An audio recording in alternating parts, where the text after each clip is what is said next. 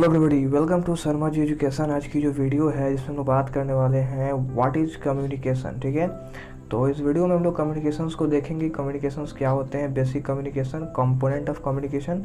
ये हमारा class number 1 है, जो कि दोस्तों ये हमारा SBTE फर्स्ट सेमेस्टर वालों के लिए है। कम्युनिकेशन क्या है और इससे जो जुड़ी कुछ जानकारी मैं आपको इस वीडियो में देने वाला हूँ।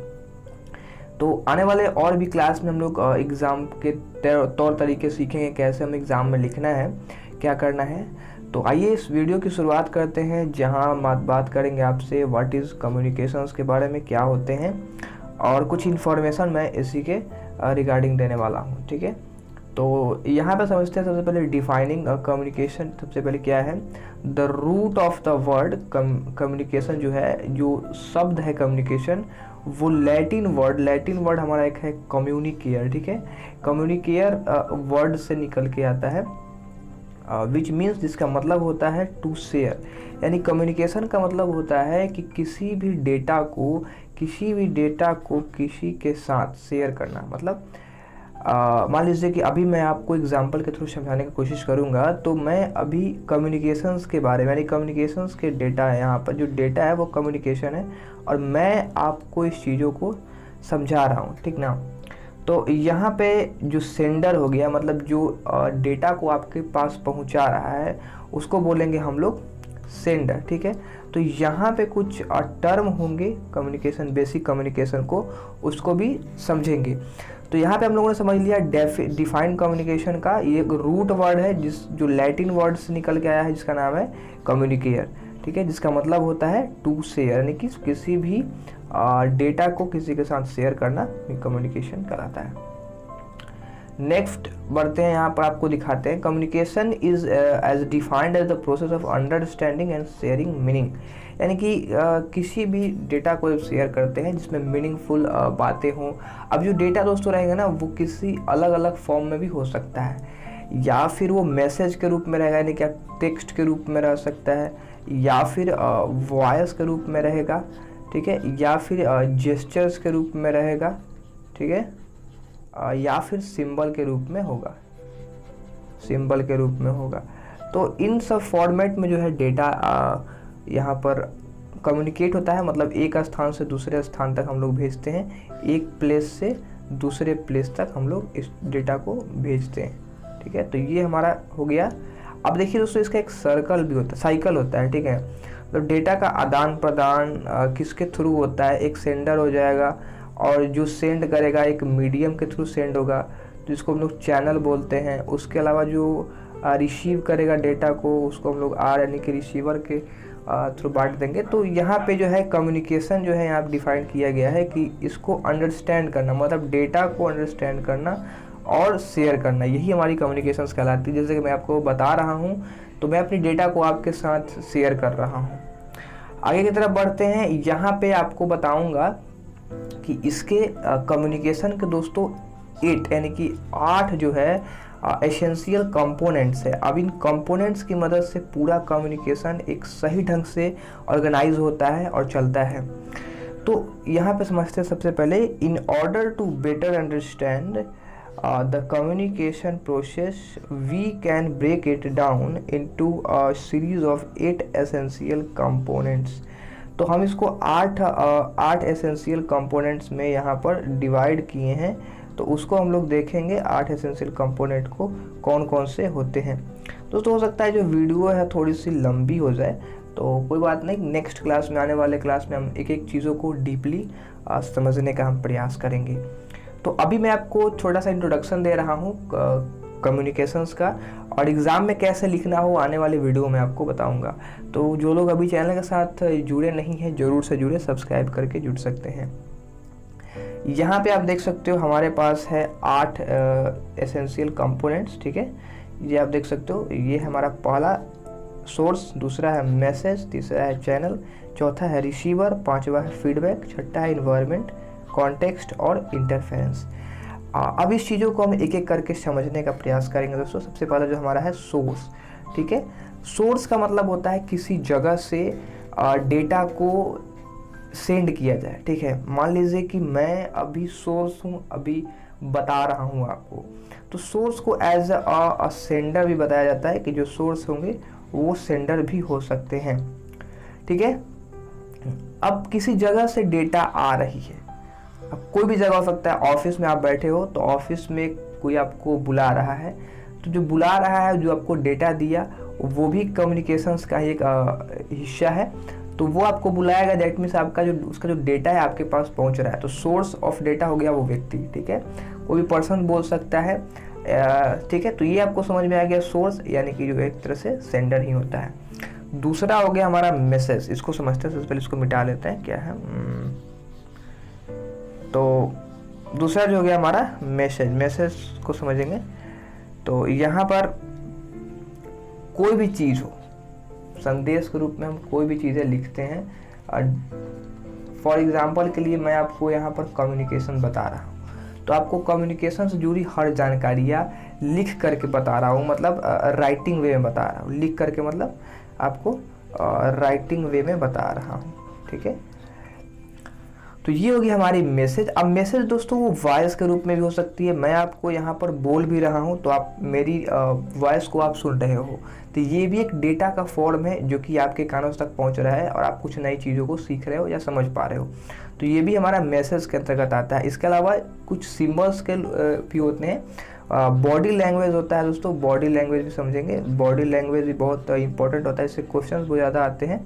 उसके अलावा हम लोग राइटिंग स्किल्स के बारे में बात कर लिया आपसे कि मैं आपको लिख कर बता रहा हूँ, तो तरह तरह के लिखावट की मदद से भी हम लोग समझ जाते हैं कि क्या कहने का इसका मीनिंग है। तो ये तो बात हो गई दोस्तों मैसेज की। सबसे पहले बात कर लिया हम लोग सोर्स की एज ए सेंडर, दूसरा बात कर लिया हम लोग ये मैसेज। अब बात कर लेते हैं चैनल की। अब चैनल क्या है, ये एक माध्यम होता है, एक मीडियम होता है जिसके थ्रू हम लोग अपने डेटा को पहुंचाते हैं, रिसीवर के पास पहुंचाते हैं। यानी कि देखिए सोर्स था, ये एक पूरा कनेक्टिविटी बनाता है, source, message, channel, receiver, feedback, environment और कॉन्टेक्स्ट। यहाँ पे जो आपको दिख रहा है 3, ये थोड़ा सा अलग पहलू है, इसको भी समझेंगे, लेकिन ये जो आपको दिख रहा है ना 1 2 3 4 5, ये जो है एक अपना एक साइकिल बनाते हैं, मतलब इसका एक चैन चलता है, साइकिल बनाते हैं, इसकी मदद से ही हम लोग पूरे कम्युनिकेशंस को सीख पाते, समझ पाते हैं। तो सबसे पहला था सोर्स, मैसेज। अब समझते हैं चैनल को। चैनल का मतलब हो गया किसी न किसी माध्यम से। फॉर एग्जांपल के लिए मैं आपको जो प्लेटफॉर्म है वो है हमारा यूट्यूब का प्लेटफॉर्म, ठीक है। यूट्यूब के प्लेटफॉर्म से मैं आपको यहाँ पर लिख देता हूँ नीचे, ये यूट्यूब के प्लेटफॉर्म से मैं आपको बता रहा हूँ। मेरा खुद का चैनल है शर्मा जी एजुकेशन का, ठीक है, शर्मा जी एजुकेशन का चैनल है। तो ये एक मेरा प्लेटफॉर्म है जहाँ से मैं अपने डेटा को आप तक पहुँचा रहा हूँ। तो ये हो गया हमारी चैनल। इस चीज़ को आप समझ लीजिए चैनल्स क्या होते हैं। जैसे कि फॉर एग्जांपल मैं आपको बताता हूँ कि टीवी वगैरह आप देखते होंगे तो वहाँ पर भी चैनल्स हैं, ठीक है। तो चैनल्स हैं वहाँ पर, तो वो भी आपके डेटा यानी कि जो आपको एंटरटेनमेंट का जो साधन है, चाहे आप गाने सुन रहे हो, फिल्म देख रहे हो, वो एक तरह का डेटा ही है जो आपके पास पहुंच रहा है, चाहे आप इंजॉयमेंट कर रहे हो, सीख रहे हो, वो आपके ऊपर डिपेंड करता है।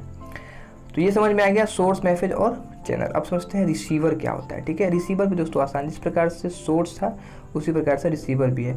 अब कहीं ना कहीं से डेटा निकला है तो किसी न किसी के पास जाएगा, कोई ना कोई इसको रिसीव करेगा।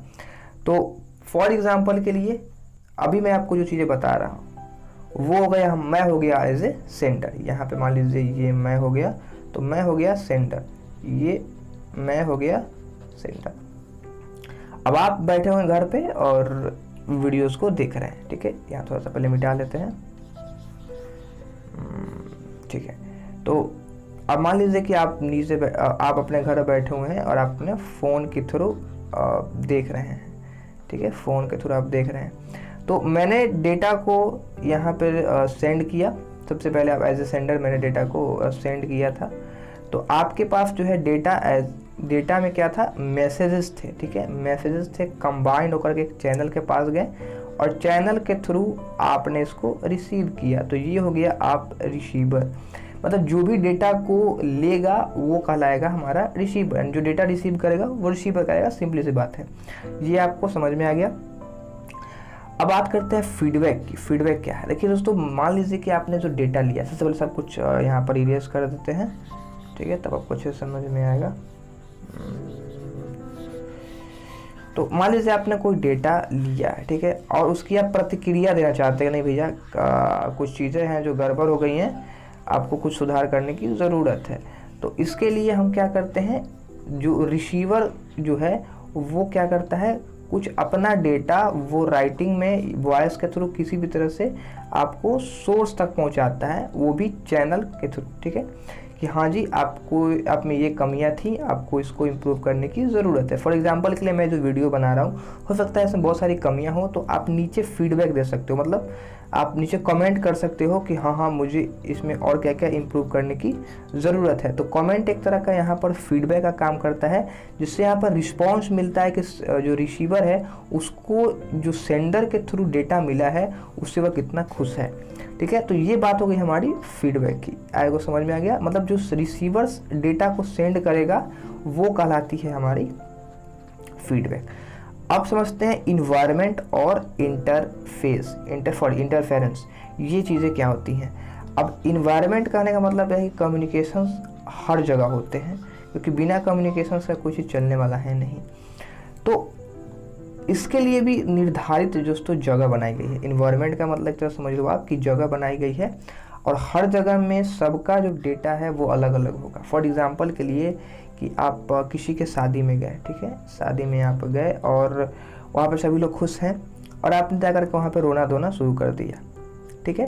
अब रोना धोना शुरू कर दिया तो इससे क्या हो गया, सामने वाले व्यक्ति थोड़ा सा आश्चर्यचकित हो जाएंगे कि भाई क्या हो गया, क्योंकि वो उस इन्वायरमेंट में रोना धोना जो कम्युनिकेशंस का है या फिर झगड़ा करना, ये चीज़ें शोभा नहीं देती, मतलब वो उसके लिए बना ही नहीं है, ठीक है।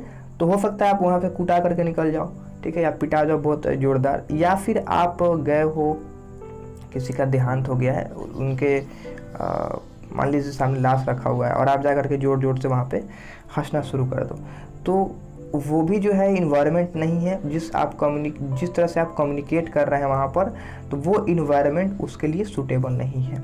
तो हो सकता है कि मार मार के टंगड़ी वंगड़ी भी तोड़ दिया जाए। तो ऐसे मजाक के लिए कर रहा था। तो समझ जाएगा इन्वायरमेंट क्या होता है। इन्वायरमेंट का मतलब परिस्थितियाँ कैसी रहेगी उसके हिसाब से हम बात करेंगे। तो जैसी परिस्थितियाँ, जैसा इन्वायरमेंट रहेगा वैसा हम लोग अपने डेटा को, अपने जो भी हमारे पास इंफॉर्मेशन है उसको शेयर करेंगे। अब बात करते हैं यहाँ पर दोस्तों कॉन्टेक्स्ट। ये भी समझना बहुत ज़्यादा ज़रूरी है दोस्तों। कॉन्टेक्स्ट में क्या होता है, ये डिपेंड करता है आपके इन्वायरमेंट के ऊपर, ठीक ना, इन्वायरमेंट के ऊपर। कि मान लीजिए फॉर एग्जांपल के लिए कि 4 लोग बैठे हुए हैं, ठीक है, इसको थोड़ा सा साइड कर लेते हैं, इधर साइड चलिए। मान लीजिए कि ग्रुप में यहाँ पर 4 लोग बैठे हुए हैं, एक ये हो गए, एक ये हो गए, और नीचे एक हो गया आदमी, ठीक है, इसको थोड़ा सा लेते हैं, और एक हो गया ऊपर, ठीक है। 4 व्यक्ति बैठे हुए हैं, चारों अपना कम्युनिकेशन कर रहे हैं, मतलब बातचीत हो रहा है, कुछ एज ए मीटिंग में लोग बैठे हुए हैं। तो सभी का जो डेटा है वो एक दूसरे के पास जा रहा है, इनके पास इनका डेटा, इनके पास इनका डेटा, और इनके पास इनका डेटा, ठीक है। तो ये थोड़ा सा अजीब बन गया, इसको सही से बनाते हैं। तो ये हो गया। अब डेटा आप सभी को जो है एक दूसरे के साथ मैच कर रहा है। अब देखिए दोस्तों, यहाँ पे कॉन्टेक्स्ट में क्या होता है कि कोई एक व्यक्ति, इसमें से कोई एक व्यक्ति मेन रोल जो है लीड करेगा, सबसे पहले बोलेगा, उसको बोलते हैं हम लोग लीडर, जो सबसे पहले यहाँ से अपना कम्युनिकेशन शुरू करे। मान लीजिए ये जो बंदा है, इसने सबसे पहले शुरुआत की बोलने का, ठीक है, यानी कि ये फर्स्ट है, इसने बोलना अभी शुरू किया है सबसे पहले, सभी कोई बोल नहीं रहा है। और जिस टॉपिक पर ये बात कर रहा है, मान लो कि ये बात कर रहा है, हम लोग यहाँ पे कम्युनिकेशंस की बात कर रहे थे, किसी बिजनेस पर्पज से बात कर रहा है, और ये सबसे पहले मुद्दा को उठाया है। तो कुछ भी हो सकता है, वेडिंग पर भी आप देखते होंगे, जो शादियाँ हैं उसमें भी एक लीडर होता है जो सभी चीज़ों को ऑर्गेनाइज करता है, सभी चीज़ों को बताता है। तो यहाँ पे कॉन्टेक्स्ट क्लियर हो जाता है कि जैसी इन्वायरमेंट रहेगा वहाँ पे एक लीडर भी रहेगा और सभी को वो अपना डेटा समझाएगा, उसको बोलेगा हम लोग कॉन्टेक्स्ट। ये इतना थोड़ा सा समझ में आ जाना चाहिए। अगला जो दोस्तों यहाँ पर है वो है इंटरफेरेंस, ठीक है, समझ में आ गया, ये हमारा है इंटरफेरेंस। इसको समझते हैं। इंटरफेरेंस का एक सीधा मतलब मैं आपको समझाने का, एग्जांपल के थ्रू समझाने की कोशिश करूँ तो सबसे पहले इसको मिटा लेते हैं, इरेज कर देते हैं। इसको सबसे पहले इरेज करने के बाद समझाते हैं आपको। देखिए मान लीजिए कि अभी समझ रहे हैं हम लोग इंटरफेरेंस। इंटरफेरेंस का मतलब इसमें देखिए दोस्तों सबसे ज़्यादा जो है नॉइज़ आता है। नॉइज़ करने का मतलब ये बाहरी वाला नॉइज़ नहीं, मन के अंदर मेंटल नॉइज़, दिमागी स्तर पर, ठीक है, ये जो है मेंटल नॉइज़ रहेंगे। अब एक एग्जांपल के तौर पर समझिए कि बॉस है, आप किसी कंपनी में काम कर रहे हो, ये जो है बंदा बॉस है, ठीक है, ये है बॉस, और आप अपने केबिन में हो, ठीक है, केबिन में बैठे हो। बॉस किसी कारण से दूसरे शहर में गए हुए हैं, ठीक है, दूसरे कारण से किसी शहर में गए हुए हैं। तो बॉस ने आपको कॉल किया, फ़ोन किया, आपको कॉल किया कि कुछ डेटा को आपको निकालना है। मान लीजिए कि इनका बिजनेस है किसी और चीज़ों का, किसी भी टेक्सटाइल वगैरह का है, तो उन्होंने बोला कि आपको जो है पास्ट के जो 3 जो यहाँ पर मंथ हैं उसका आपको डेटा निकालना है, सेल्स डेटा को, मतलब हमारे कितनी यहाँ पर बिक्री हुई है उसका आप डेटा निकाल करके आपको उनको ईमेल करना है, ठीक है, आपको इनको ईमेल करना है।